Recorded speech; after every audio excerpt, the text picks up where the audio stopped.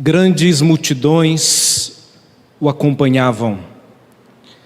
E ele, voltando-se, lhes disse: se alguém vem a mim e não aborrece a seu pai e mãe e mulher e filhos, irmãos e irmãs, e ainda a sua própria vida, não pode ser meu discípulo. E qualquer que não tomar a sua cruz e vier após mim, não pode ser meu discípulo. Pois qual de vós, pretendendo construir uma torre, não se assenta primeiro para calcular a despesa e verificar se tem os meios para concluir?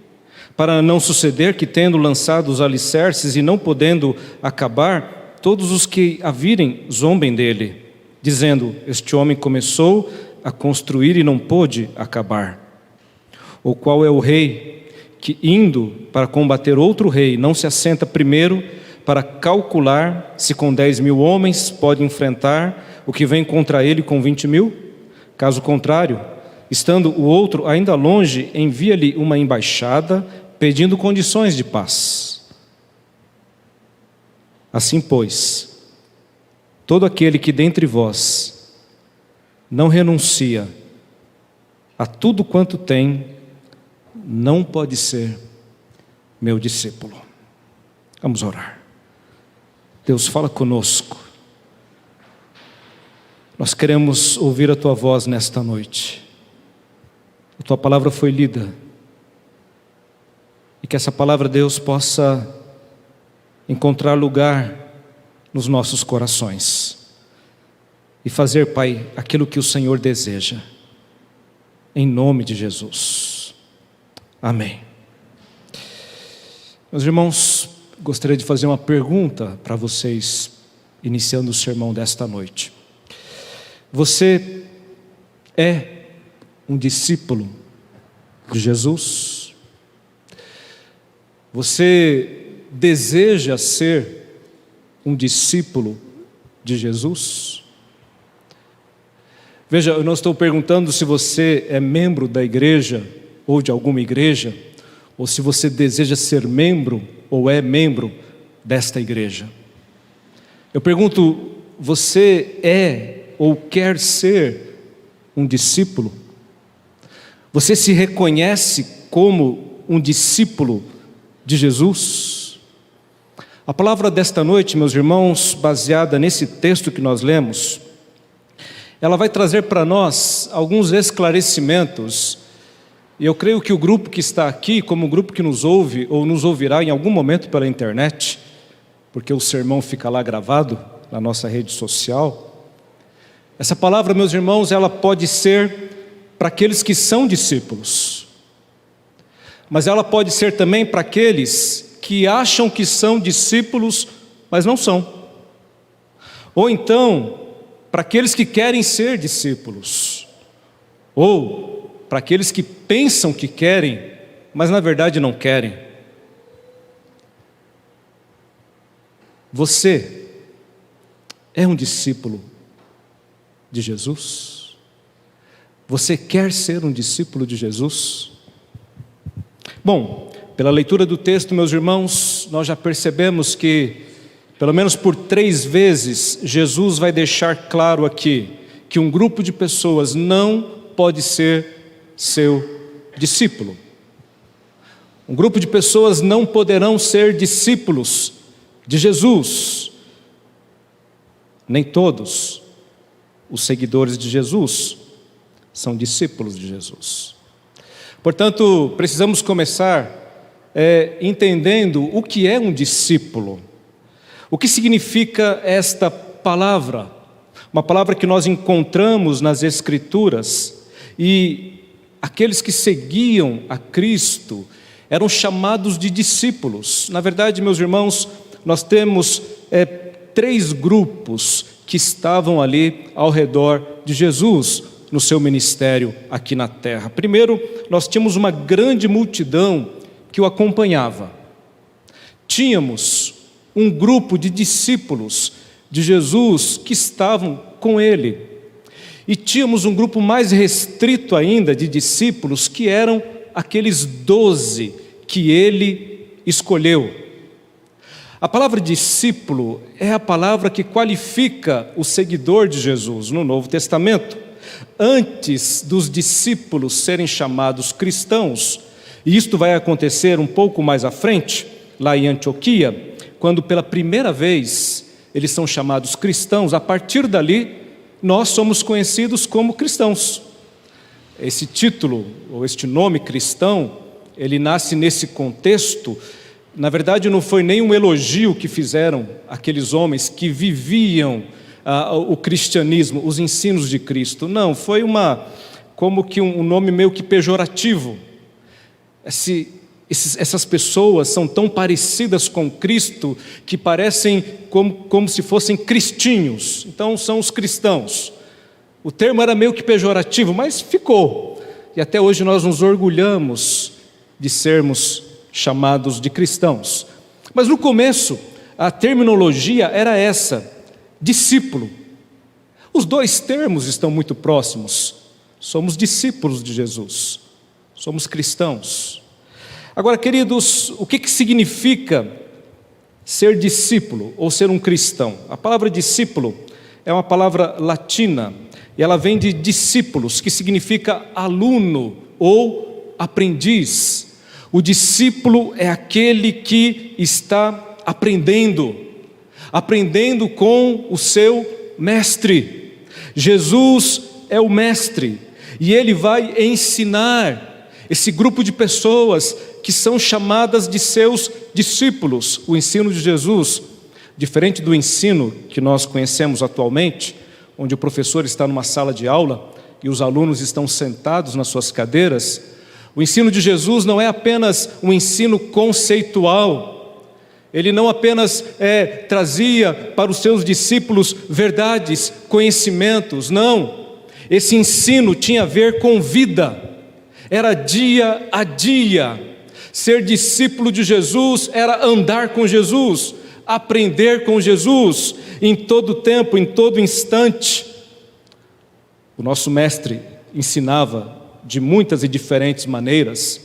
Por exemplo, quando eles estão andando ali pelas ruas da Galileia, pelas ruas de Jerusalém, Jesus olha para os discípulos, vê no coração deles a presença da ansiedade, do temor, da angústia, e diz assim para eles: por que vocês estão ansiosos?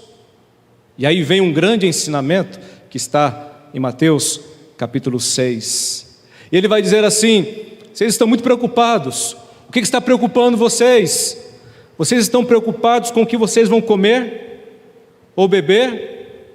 Presta atenção, olha aqui, olha os pássaros, olha as flores. Observem, os pássaros, eles têm mercado? Se fosse hoje, ele diria: tem algum açaí, algum compre bem, algum extra, onde os pássaros vão comprar os seus mantimentos? Eles guardam em celeiros? Não. Contudo, Deus sustenta a sua criação. Olha as flores, olha o lírio, que coisa mais linda. Observe a beleza dessa flor. Nem Salomão, o grande rei Salomão, em toda a sua glória, se vestiu como qualquer um deles. Ora, se Deus cuida das plantas, se Deus cuida dos pássaros, Ele não vai cuidar de vocês? E o discípulo ia aprendendo com o mestre, não apenas nas suas palavras, nas suas ações, como também nas suas atitudes. Eu me lembro, e nós nos lembramos quando Jesus, já nos dias finais do seu ministério, ele pega uma toalha, ele pega uma bacia, e ele vai lavar os pés dos discípulos. Aquele serviço era um serviço para empregados, para os menores, e o mestre, não apenas o mestre, mas o Deus encarnado, o Criador do universo e do multiverso, e das estrelas e dos planetas e do infinito, aquele que é desde toda a eternidade e se fez homem, pega uma toalha, uma bacia e lava o pé dos discípulos, inclusive de Judas, que é aquele que o trairia. E eles estão aprendendo. aprendendo amor, aprendendo perdão, aprendendo misericórdia, aprendendo justiça, andando com Jesus, porque a ideia é essa, que o mestre seja refletido no discípulo. Quem anda com Jesus, quem é discípulo de Jesus, vai ser igual a Jesus. Discípulo é isso. Esse é o sentido de ser um discípulo, de ser um cristão. Em segundo lugar, meus irmãos, nós precisamos entender uma verdade que está nesse texto aqui, que nem todos os seguidores de Jesus são discípulos de Jesus. Observe o versículo 25. Versículo 25 diz assim: grandes multidões o acompanhavam.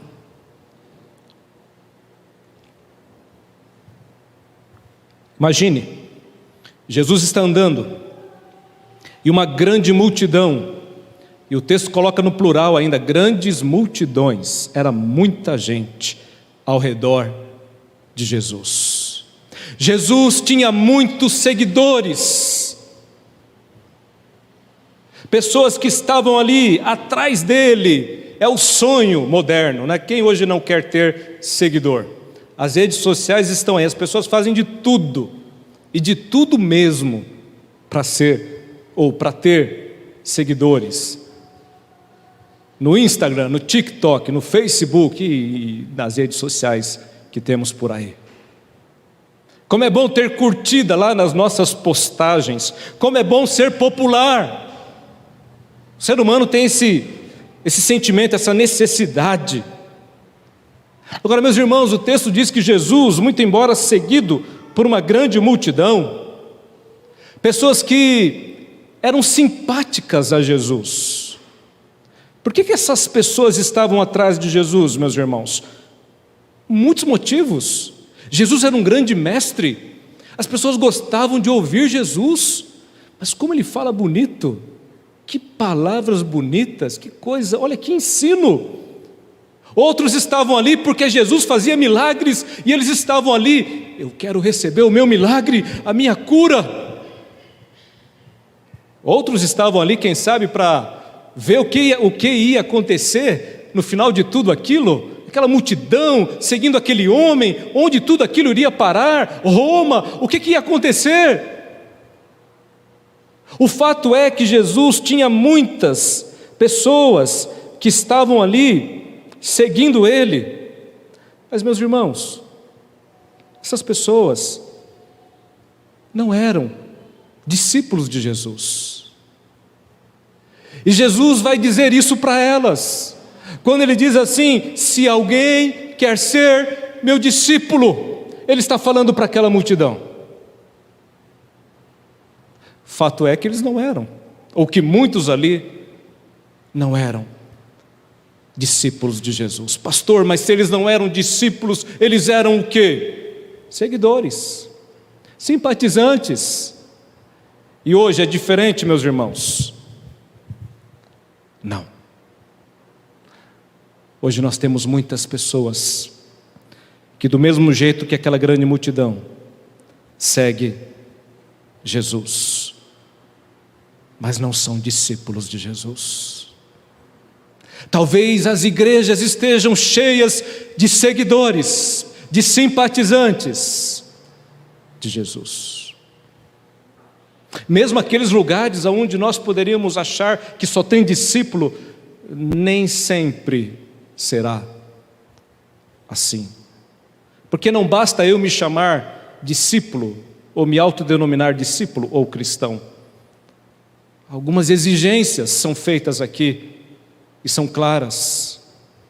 Agora, quando nós comparamos aquele tempo com o nosso tempo, meus irmãos, a gente vai perceber algumas coisas parecidas, outras diferentes, mas o fato é, muitos que estão seguindo Jesus estão seguindo hoje por interesses.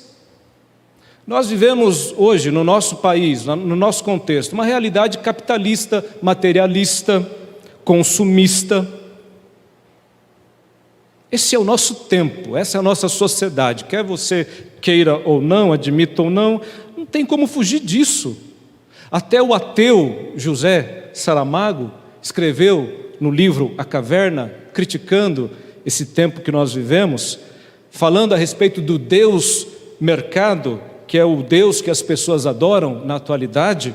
Ele diz assim que essa ideia, ela se apropriou da própria religião. A ideia do mercado, do consumo, se apropriou da própria religião. E tem uma parte do livro que ele diz assim: essa apropriação religiosa do mercado é evidente no shopping center. Quase todos possuem linhas arquitetônicas de catedrais estilizadas, enquanto na Idade Média, não é? Enquanto há um período atrás você tinha as grandes igrejas, as grandes catedrais, o que você tem hoje? Os grandes shoppings em cada cidade. E são lindos, estilizados, são os templos do Deus mercado. Neles não se entra com qualquer traje. Se antes se vestia a melhor roupa para ir à igreja, hoje se veste a melhor roupa para ir ao shopping. Percorrem-se os seus claustros marmorizados ao som do gregoriano pós-moderno, aquela musiquinha de esperar dentista. E ali tudo evoca o paraíso. Não há mendigos, não há pobreza, não há pivetes, não há miséria. O shopping é o céu. Com olhar devoto, o consumidor contempla as capelas que ostentam os nichos, os veneráveis objetos de consumo, acolitados por belas sacerdotisas. Quem pode pagar à vista se sente no céu. Quem recorre ao crediário no purgatório. Quem não dispõe do recurso no inferno. Mas na saída, entretanto, todos se irmanam na mesa da ceia, a mesa eucarística do McDonald's.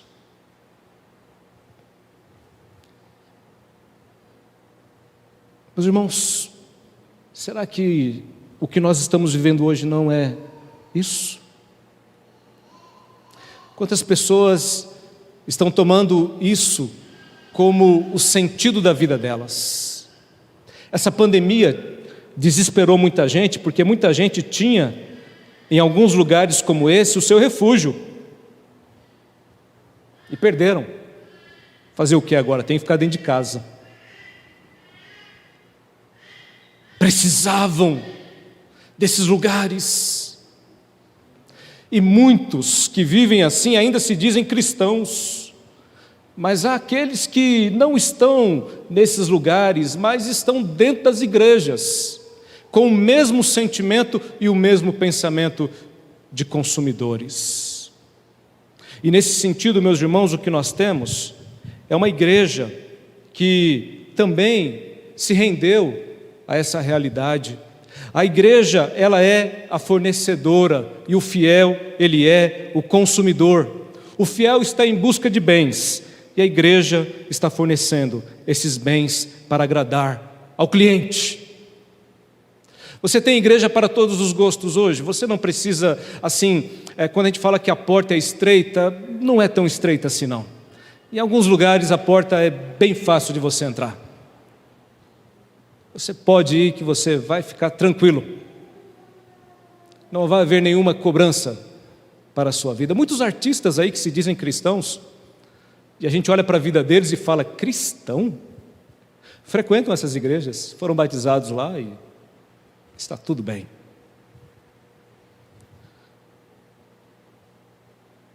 Até porque, se a lógica é a lógica do mercado, o cliente sempre tem razão e ele tem que ser agradado em tudo.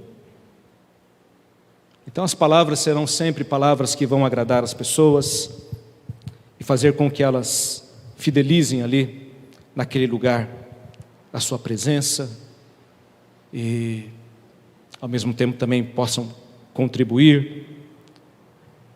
E há toda uma estratégia de marketing empresarial por trás de tudo isso.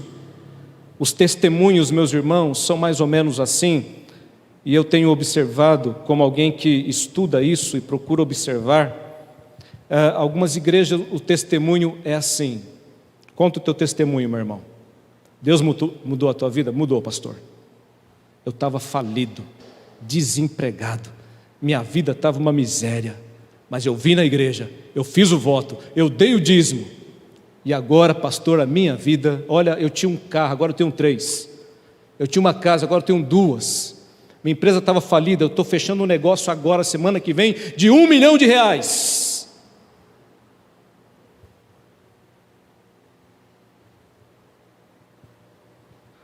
Esse é o testemunho da igreja moderna. Não é o testemunho de mudança de vida, de conversão, de transformação. Não, é mudança de situação financeira, de status financeiro. Eu tinha um carro, agora eu tenho 2. Eu não tinha uma casa, agora eu tenho uma casa.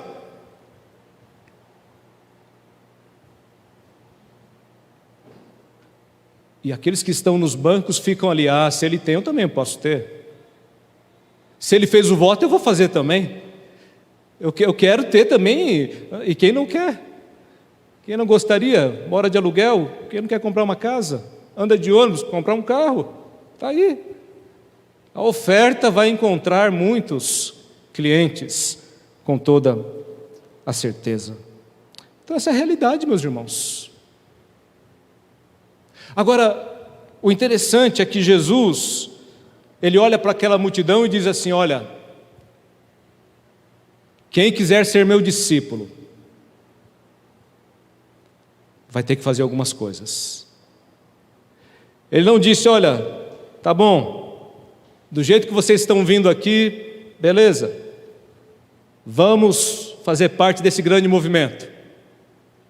Pelo contrário, o que Jesus falou, meus irmãos, vai fazer com que aquela multidão, muitos vão embora tristes, muitos vão perder o seu ânimo, muitos vão dizer assim: bom, eu pensava que eu queria seguir Jesus, mas eu acho que eu não quero, acho que não é isso que eu quero para a minha vida, não. Outros, eu achava que eu era um discípulo, mas eu acho que eu não sou discípulo coisa nenhuma. Porque Jesus, meus irmãos, vai falar que para ser discípulo existe um custo. E tudo, na verdade, tem um custo. Tudo tem um custo. Todas as nossas decisões, elas têm um custo. Você já parou para pensar nisso? Tudo que você faz tem um custo. Quando Jesus está falando aqui, meus irmãos, a esse respeito, Ele está fazendo com que as pessoas pensem, e a parábola que Ele conta, exatamente nesse sentido. Olha, pense aqui, alguém que vai construir uma torre, ele não calcula antes para ver se ele tem condições de fazer essa torre, porque senão vai ficar pela metade, ele vai ser envergonhado. Nós temos que calcular, você calcula. O que você vai fazer na tua vida, você tem que calcular antes, é assim: tempo, dinheiro, esforço, se vale a pena, se não vale. Jesus está dizendo para aquela multidão: vocês querem me seguir? Calculem o custo. Pensem, reflitam,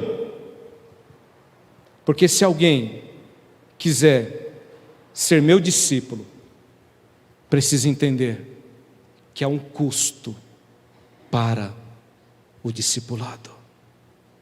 Em resumo, meus irmãos, o que Jesus vai dizer aqui é o seguinte: qual é o custo para seguir a Jesus? 10%? 30%? 50%? 90%? Qual seria o custo?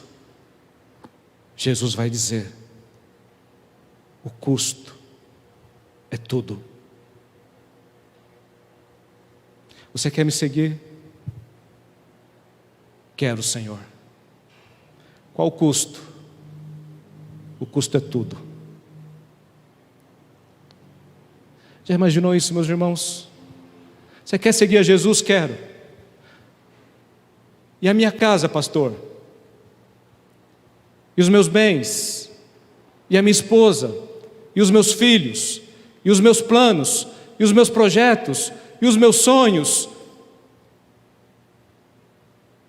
Tudo.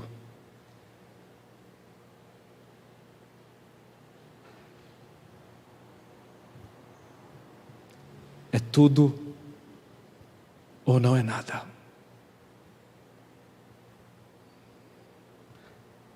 É tudo, ou então não pode ser discípulo.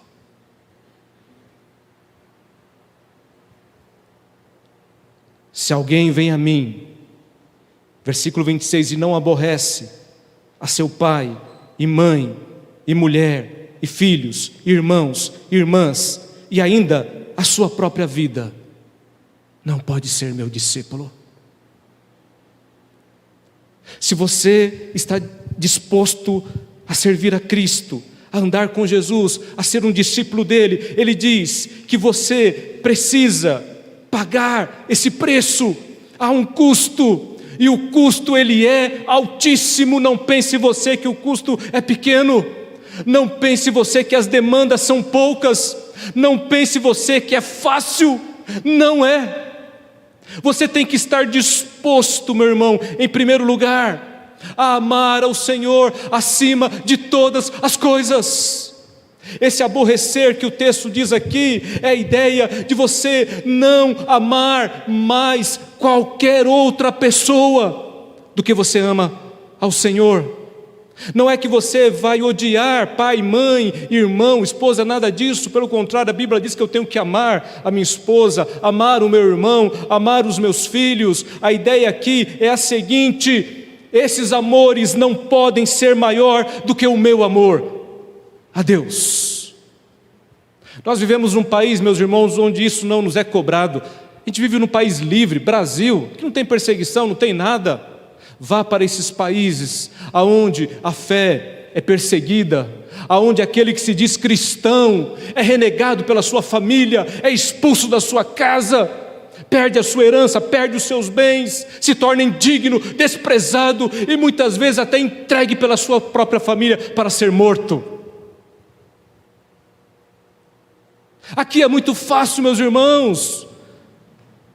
Nós estamos no Brasil, não tem perseguição nenhuma aqui. Mas mesmo assim, não significa que é tão fácil. Porque, na maioria das vezes, esses amores estão disputando conosco o amor a Deus. E muitos seguidores de Jesus já deixaram de o seguir, porque amaram mais pai, mãe, irmãos, filhos, filhas. E digo mais, o versículo 26 termina assim: e ainda a sua própria vida. Olha só,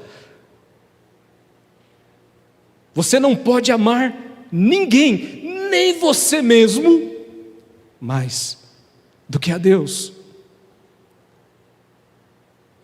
Esse é o custo do discipulado. Você quer ser discípulo de Jesus? Você está pronto para isso? Você está pronto a amar a Deus acima de todas as coisas? Entregar-se totalmente a Ele, tão somente a Ele, a sua vontade, reinando soberana na sua vida, nas suas decisões, nos seus planos, nos seus projetos. Esse é o custo do discipulado. Você está disposto a amar a Deus mais do que você ama a você mesmo? E quando você faz isso, você está colocando de lado a sua vontade, o seu egoísmo, e se submetendo totalmente ao Senhor. Mas ele continua ainda, meus irmãos, versículo 27, e qualquer que não tomar a sua cruz e vier após mim, não pode ser meu discípulo. Ora, meus irmãos, tomar a cruz, o que significa isto? Jesus ainda não tinha sido morto, os discípulos não tinham ainda a ideia da crucificação, mas eles sabiam o que era uma crucificação, porque naqueles dias era normal a pena de morte ali em Roma, e os condenados que eram levados à cruz carregavam a sua própria cruz pela cidade até o lugar aonde eles seriam mortos. E Jesus está dizendo: vocês querem ser meus discípulos? Tomem a sua cruz e sigam-me. o sofrimento está inserido no custo do discipulado. Você está pronto para sofrer por Jesus? Meus irmãos, muitas pessoas têm falado que todo esse cenário que nós estamos vivendo está nos preparando para a volta de Jesus.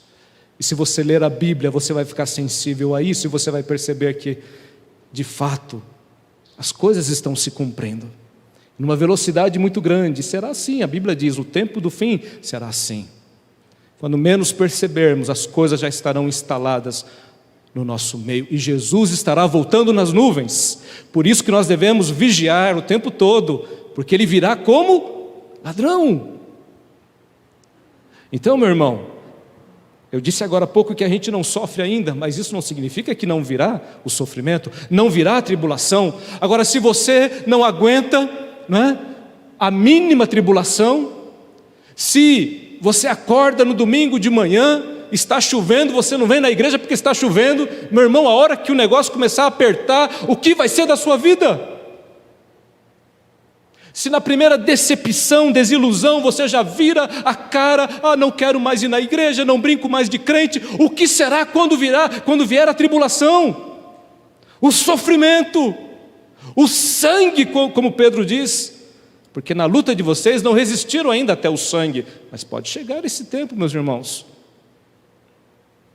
para seguir a Jesus. Eu tenho que estar pronto para sofrer, para ser humilhado, para ser envergonhado. Você tem coragem de dizer que você é cristão lá na tua escola, lá no teu trabalho, lá na tua rede social?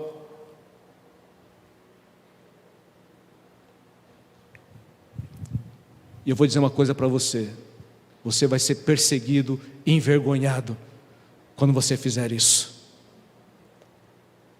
porque as trevas, elas não suportam a luz, e se você agir como cristão, você vai ser perseguido. Pode se preparar, o custo do discipulado é esse. Você precisa calcular isto, é uma escolha, é uma decisão. Como eu falo para teólogos também, quando eu falo que é uma decisão, é porque é uma decisão mesmo.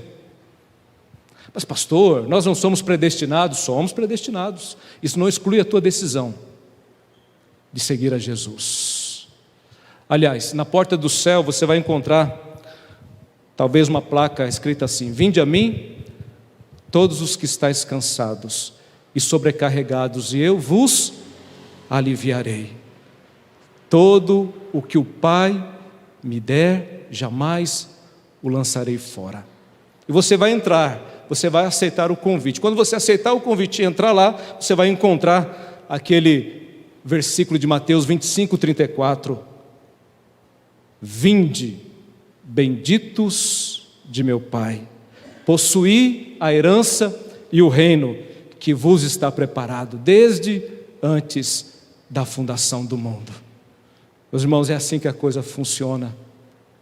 Você precisa tomar uma decisão, e o Senhor te trouxe aqui esta noite para você ouvir essa palavra. E por último, eu digo para você que além de você amar ao Senhor mais do que tudo, além de você estar pronto para sofrer, você tem que estar pronto a se desapegar. O último versículo, versículo 33: assim pois, todo aquele que dentre vós não renuncia a tudo quanto tem, não pode ser meu discípulo. Teste final: pastor, até que eu passei, estou pronto, eu estou querendo ser um discípulo de Jesus, eu acho que eu sou um discípulo de Jesus. Pois bem, essa é a última demanda, o último custo. Se você não renunciar tudo quanto tem, você não está pronto para o discipulado. Meus irmãos, será que de fato nós queremos ser discípulos de Jesus? Será que de fato nós queremos segui-lo? Será que nós estamos prontos? Como é que está a sua vida? Você está pronto a abrir mão de tudo, absolutamente tudo, por amor ao Senhor? Aquele jovem rico chegou diante de Jesus com muito dinheiro, todo cheio de justiça própria. Jesus falou para ele: olha, está tudo bem com você, só tem uma coisinha, vai e vende tudo que você tem. Não é dar para a igreja não, dá para os pobres.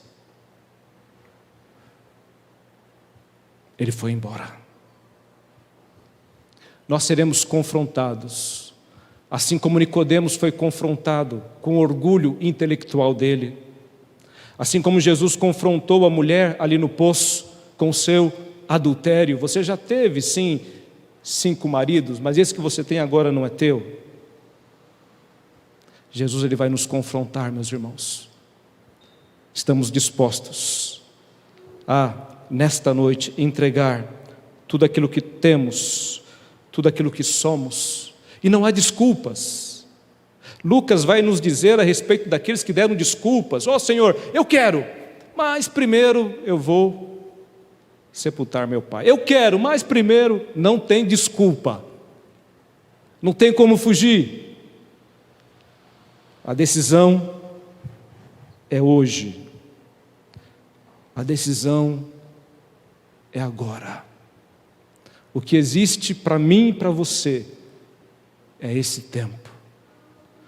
O que existe para mim e para você, para eu e para você, é essa oportunidade. Por isso que a palavra de Deus diz: se hoje ouvirdes a voz do Senhor, não endureça o seu coração.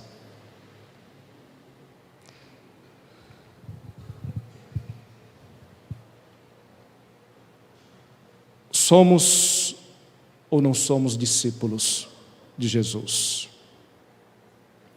Queremos ser ou não queremos ser discípulos de Jesus?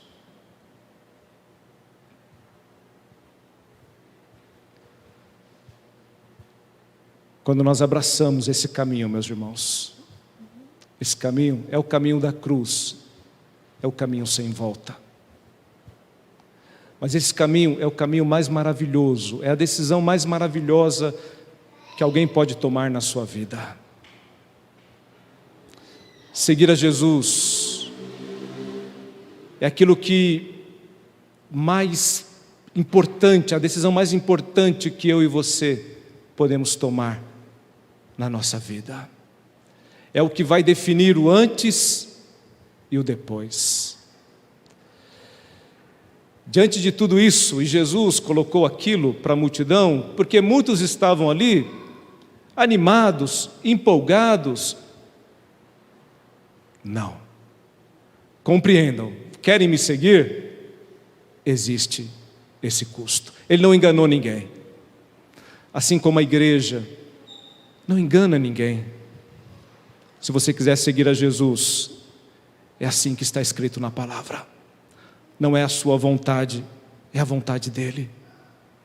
Ele vai ser o seu maior amor a partir de hoje. E você vai expressar isso com a sua vida, com as suas palavras, com as suas atitudes, com os seus projetos, com os seus sonhos. Porque muitas vezes nós dizemos: sim, eu amo Jesus mais do que tudo, mas a nossa vida mostra exatamente o contrário. O nosso tempo mostra exatamente o contrário. Nós dedicamos tempo para tudo, mas não dedicamos tempo para o nosso maior amor.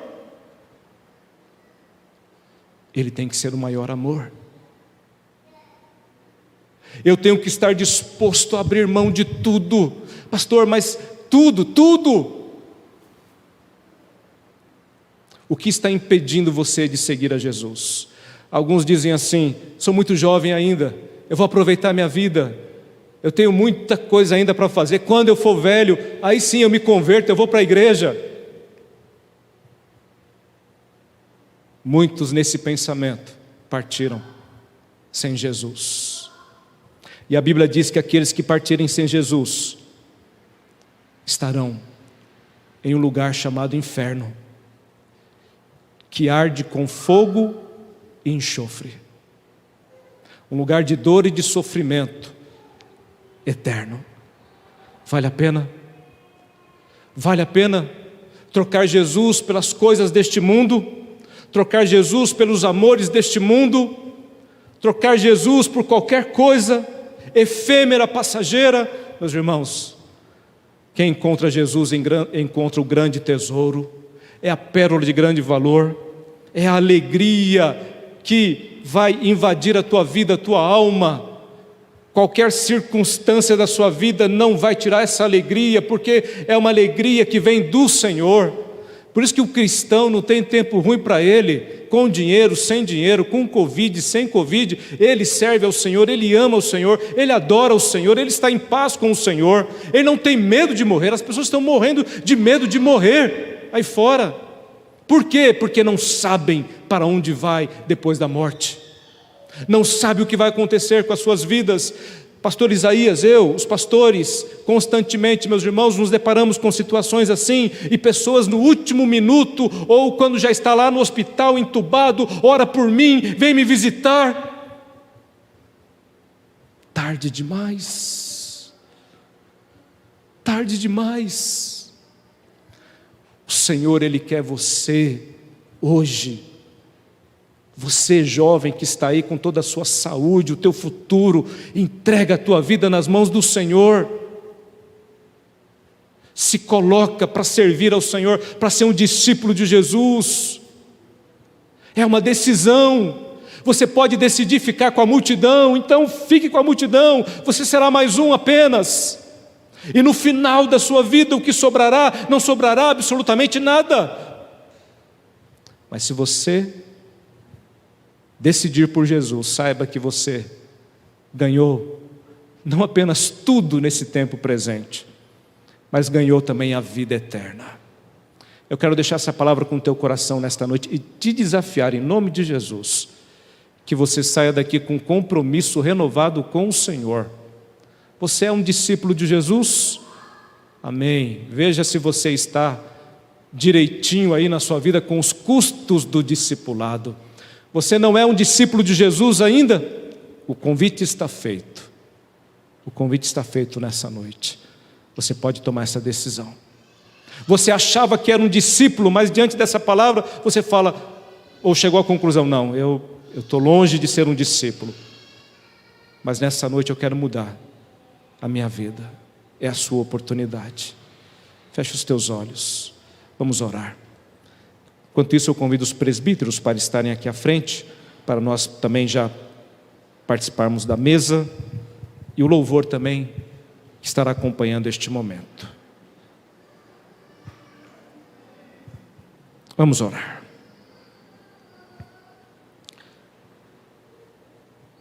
E eu queria fazer um convite para você, terminando a palavra dessa noite. Se você que veio à igreja nesta noite,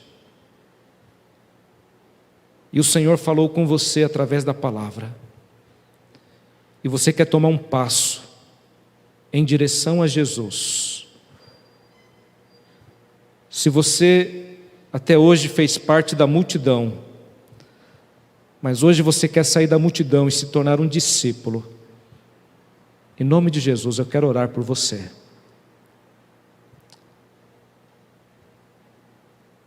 E eu peço para você, aonde você estiver, que você fique de pé. No teu banco mesmo, não precisa vir aqui à frente, apenas fique em pé. E se neste momento você sentir-se envergonhado, tímido, a igreja não está olhando para você.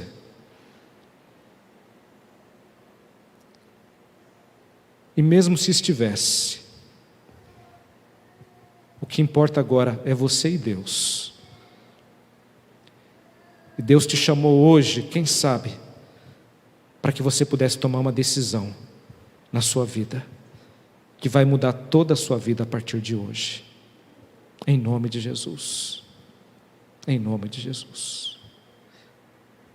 Você pode nesta noite aceitar a Jesus Cristo no teu coração. Você que nos acompanha pela internet, aí na sua casa você pode também, em nome de Jesus, tomar essa decisão, fazer essa oração no teu coração e dizer: Pai, eu me arrependo dos meus pecados, eu me arrependo da minha vida que vivi até hoje longe e distante do Senhor. Eu reconheço que Cristo morreu na cruz, em meu lugar, pelos meus pecados. E eu aceito Jesus como meu Senhor e meu Salvador. E a partir de hoje, eu quero ser um discípulo de Jesus Cristo. Em nome de Jesus. Em nome de Jesus. Vamos orar. Deus amado, pedimos que o Senhor abençoe a tua igreja. Que o Senhor derrame da tua graça, Pai, sobre o teu povo, trazendo o renovo, o conforto, o fortalecimento, para que possamos caminhar, ó Deus, como discípulos do Senhor. No meio, Deus, de tantas lutas, dificuldades, adversidades, mas sabendo que o Senhor é conosco, o Senhor não nos abandona. Amado, em nome de Jesus, que nesta noite nós possamos, Deus, sair daqui com o nosso coração convicto, certos, ó Deus, das decisões que temos que tomar, das coisas que deixaremos de fazer a partir de hoje, daquelas que começaremos a fazer a partir de hoje. Deus amado, em nome de Jesus, perdoa, Deus, os nossos pecados, as nossas falhas, muitas vezes o nosso distanciamento do Senhor e da Tua vontade. Nos traz de volta, Deus, para esse caminho, nos fortalece como discípulos do Senhor, porque nós queremos seguir-te, ó Deus, amá-lo acima de todas as coisas, estarmos prontos para sofrer por Ti e entregarmos tudo o que temos e somos ao Senhor. Nada nos pertence, pertence ao Senhor. Que assim seja, Deus, na vida da Tua igreja, na vida do Teu povo, em nome de Jesus. Amém.